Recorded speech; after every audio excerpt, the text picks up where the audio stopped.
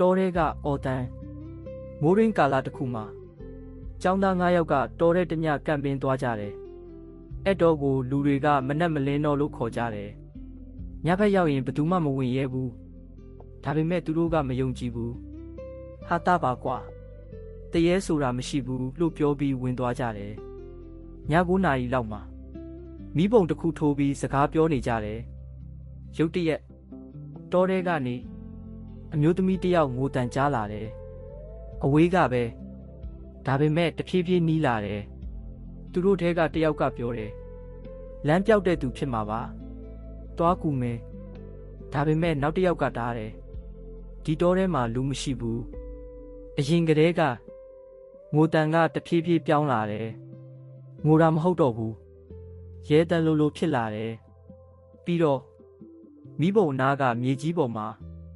ခြေရာတွေပေါ်လာတယ်။ဒါပေမဲ့လူခြေရာမဟုတ်ဘူး။ခြေချောင်းတွေပြောင်းပြန်ဖြစ်နေတဲ့ခြေရာတွေသူတို့ထိတ်လန့်ပြီးတဲဝင်ပြေးကြတယ်။တကားပိတ်လိုက်တဲ့အချိန်အပြင်ကနေအတန်တစ်ခုထွက်လာတယ်။တယောက်ကိုခြံထားခဲ့မနှက်မလင်းခင်တယောက်ကပျောက်သွားတယ်။အိတ်နေရင်ပျောက်သွားတာမြေကြီးပေါ်မှာတော့လက်ရာတစ်ခုသာကျန်တယ်။အောက်ကိုဆွဲခေါ်သွားသလိုလက်ရာနောက်နေ့မနက်မှာကြံတဲ့လူတွေထွက်ပြေးလာကြတယ်။ဒါပေမဲ့တောအဝင်လမ်းကမရှိတော့ဘူး။လမ်းအစားတူညီတဲ့တစ်ပင်တွေတူညီတဲ့လမ်းကြောင်းတွေပြန်ပေါ်နေတယ်။သူတို့ဘလို့သွားတောထဲကိုပဲပြန်ရောက်နေတယ်။နောက်ဆုံးမှကြံတဲ့4ယောက်ထဲက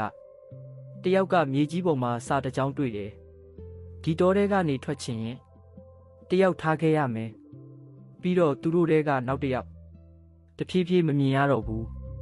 အဆုံးမှာကြံတဲ့တယောက်ပဲကြံတယ်သူလှည့်ကြည့်လိုက်တော့တောထဲကအမှောင်ထဲမှာသူ့တငယ်ချင်းတွေအကုန်ရက်နေတယ်ဒါပေမဲ့သူတို့မျက်နှာတွေမရှိတော့ဘူး